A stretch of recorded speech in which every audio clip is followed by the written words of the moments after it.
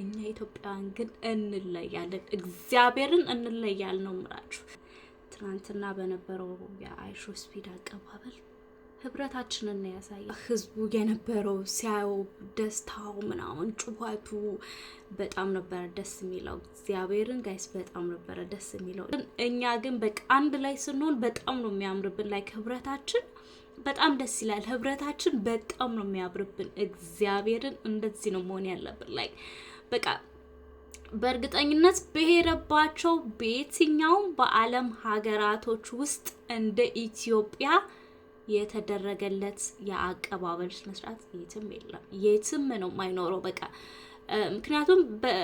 ብዙ ሀገራቶች ያናህል ኬርለስ ናቸው ላይክ እንግዳ አቀባበል እንደኛ አይደሉም እንግዳ አቀባበል አይችሉም እኛ ግን ሰውን ስናከብር ላይክ እንግዳ